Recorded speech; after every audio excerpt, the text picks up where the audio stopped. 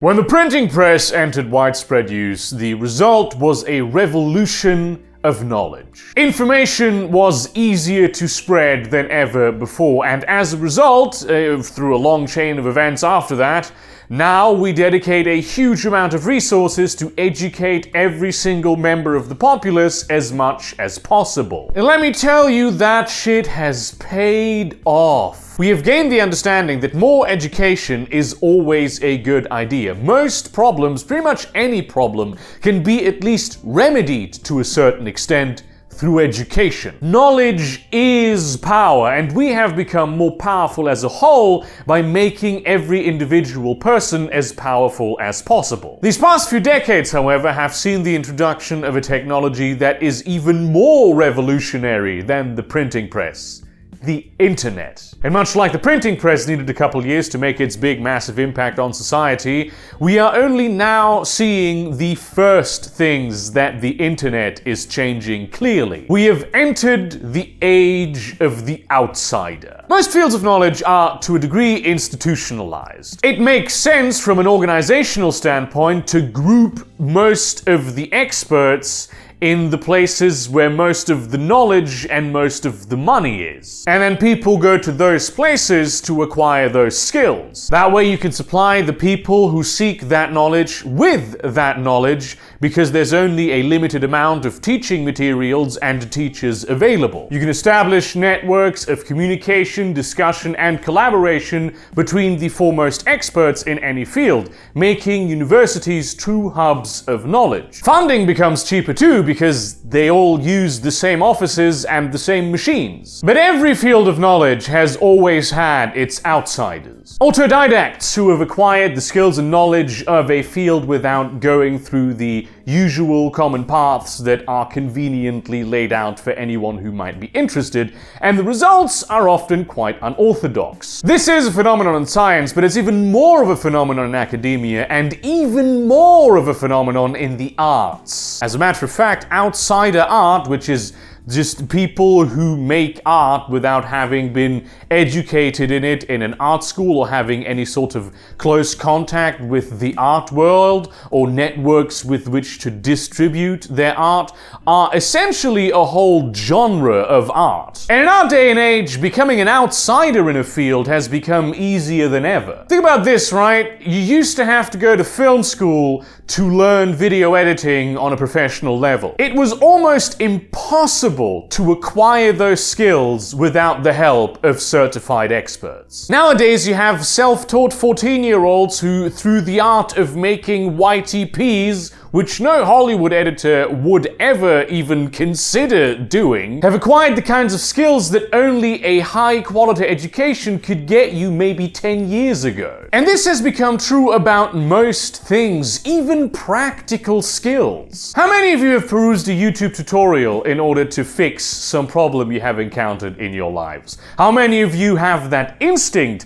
whenever you do discover a problem in your life that you think needs fixing? What is to stop you from just watching a fuck ton of those? You could, in theory, learn how to build a house on YouTube. Any aspect of building a house, from the design to the paperwork to the actual construction, has good tutorials on YouTube. Anyone can read every single one of the great works of philosophy and then some for free, if they are willing to peruse some of the less legal avenues for which they will experience no negative repercussions whatsoever. People don't have to go to culinary school anymore. They can just watch videos by people who did go there. You can learn mathematics, how to make cheese, graphic design, the history of psychoanalysis, Java programming, music production, creative writing, genetic engineering, making furniture. Pretty much anything you want to learn, you can learn it for free on the internet. There are highly educated professionals who have dedicated their lives to making accessible course format education available for free on the internet. Crash Course, for instance, is a YouTube channel that has playlists which will teach you the basics of to date. Pull up the list here real quick.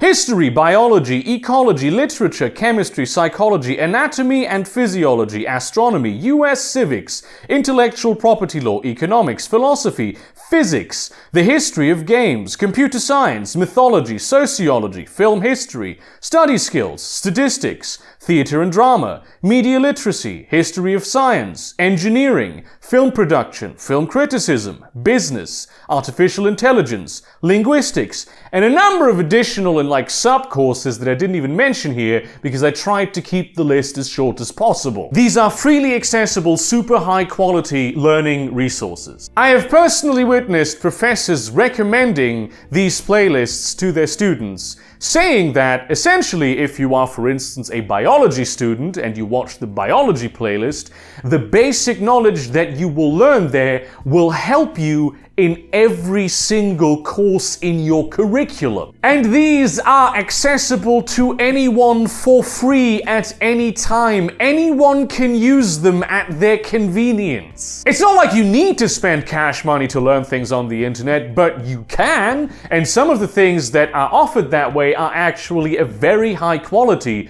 sponsored by universities themselves. It has never been easier to be an autodidact in pretty much any field. Hundreds of thousands, if not millions of autodidacts are learning essential skills as we speak, and that is a wonderful thing. But it's also a scary one. Sorry for the change in lighting, I had to close my blinds because people congregated outside my window to just sort of stare at me, because apparently I'm a zoo animal and they've never seen a YouTuber work in their entire lives. Knowledge is good, but it can also be very tricky. You have to be in a particular zone of knowledge to know that you do not know something, because most things that you don't know, you aren't even aware of. For instance, I have a basic grasp of quantum physics because I studied biology for a couple semesters, and you just get brought up to speed on physics if you do that. I do not know what string theory is. I am aware that it exists. I have some vague idea of what it might be, but ultimately I don't really know anything about it. And I can't really learn what string theory is all that easily either, because any time that I have tried to do it, I have noticed that there were other kinds of prerequisite knowledge for it that I didn't have, where I wasn't really aware of what these fields of prerequisite knowledge were. But probably if I read the Wikipedia article for string theory, I could delude myself into thinking that I understand it when I really don't. And that is always the risk when you have limited knowledge about a thing. You can just pretend like you know more than you actually do. This leads to people being anti-vaxxers because they know that many vaccines contain mercury, and mercury is toxic. They do not understand the wider context that they need to know that no, in this context, mercury actually is not toxic. It leads to people who don't understand how to analyze statistics in a weird way that will make them come to weird conclusions. So while there's a lot of outsiders with a very good grasp of all the essentials of a field and even many of the advanced things that they need to know, there's also a lot of idiots spreading misinformation. This is the exact thing that an educational curriculum seeks to avoid because it turns education itself into a field of knowledge. It requires a certain expertise to decide what should be taught in what manner, in which sequence, at what time. Not everyone can just do it intuitively. Teachers are actually highly qualified personnel. There's also the added component of different people learning better in different ways. Some need contact with the teacher from time to time because probing and getting answers is part of their process of internalizing knowledge. This is also why many teachers ask students questions even though they know that those students will answer incorrectly about information that they may have only just acquired.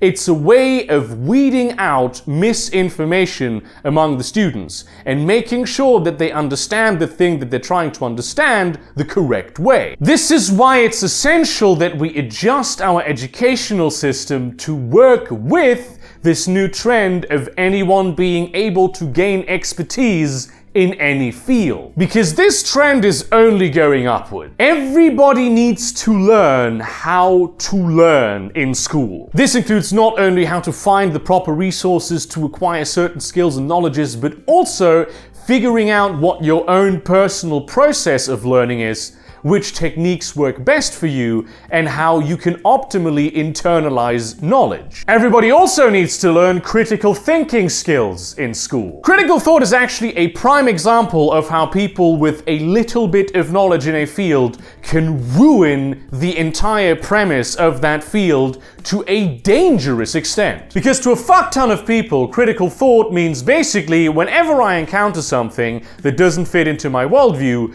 I will question it, come up with some bullshit reason that I just pulled out of my ass as to why it can't be true, and then substitute that with what I believe to be true, even though I know nothing about the subject at hand. That is the opposite of critical thinking. That mode of thinking is why critical thinking was invented in the first place. That is the fundamental disconnect that many people are experiencing in this new age of autodidacty, which is that though there is enormous amounts of knowledge out there, there's not a lot of understanding, because understanding is very difficult to teach. Many would even argue that understanding cannot be taught at all, but must blossom within the learner themselves. Hence why curricula and the learning environment are supposed to be structured in a way that is conducive to that kind of blossoming of understanding happening. That's why it's so important to learning. The very way we think about education needs to change in order to adjust for this new paradigm shift that has completely altered the way we acquire knowledge forever. And I'll be entirely honest with you, I don't think we're going with the times enough to harness the potential of this new invention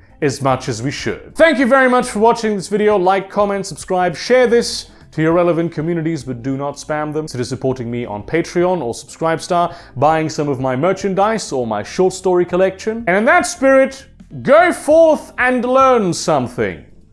See you around, cunts.